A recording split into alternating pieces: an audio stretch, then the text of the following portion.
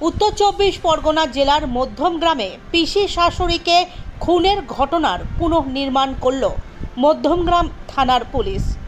এদিকে সুমিতা দেবীকে তার স্বামী খুনের আগে এক আইনজীবীর কাছে নিয়ে গিয়েছিল, কিন্তু কেন?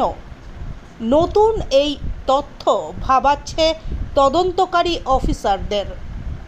সূত্র খুঁজতে ওই আইনজীবীর মুখোমুখি হতে পারেন তদন্তকারী অফিসাররা।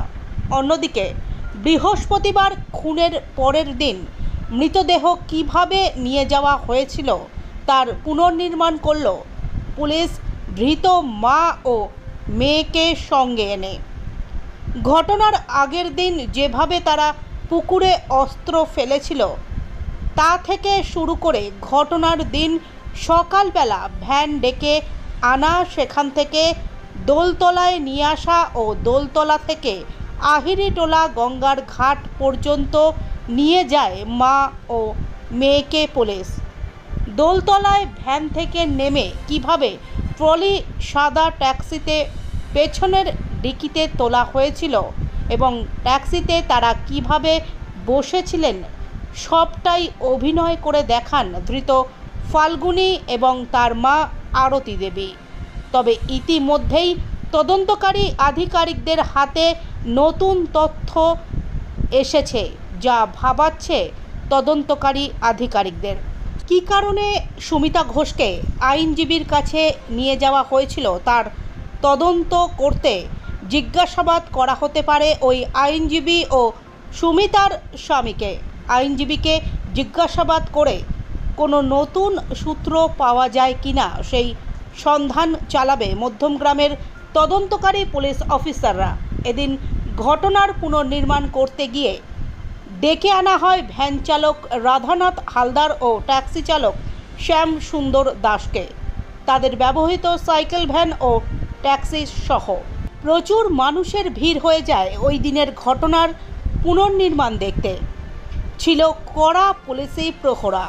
ট্রলি সাইকেল ভ্যান থেকে ট্যাক্সিতে তোলার সময় কিছুটা ভুল অবস্থান হয়ে গেলে ট্যাক্সি চালক আবার তা শুধরে দেন ভ্যান চালক রাধানাথ হালদারকে।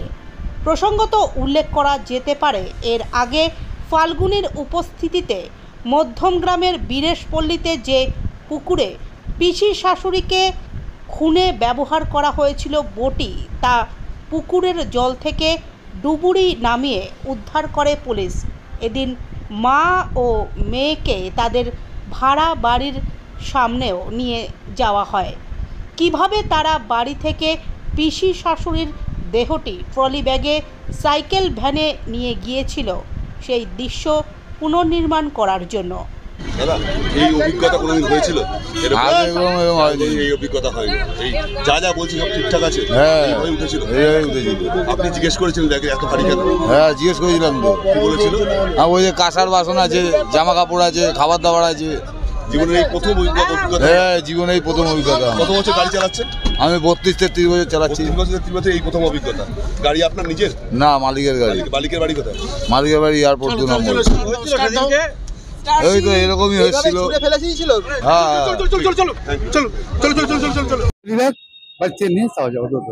টাকা কত ঠিক হয়েছিল? ঠিক হয়নি, 130 টাকা দিয়েছে। 30 টাকা দিয়েছিল ভারী ব্যাগ বলে? ভারী ব্যাগ।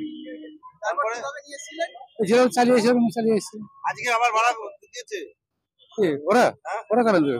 আজকে যে গাড়িটা আসলো মালিক দেবে, অফিসাররা দেবে। দিয়েছে সেটা? না, এখন কথা পাই। হয়েছে? হ্যাঁ, কি বলেছে? আজকে ভাড়া পেয়ে যাবে। ভাড়া পেয়ে যাবে বলেছে। কি নাম? আর আমার রাধা হালদার।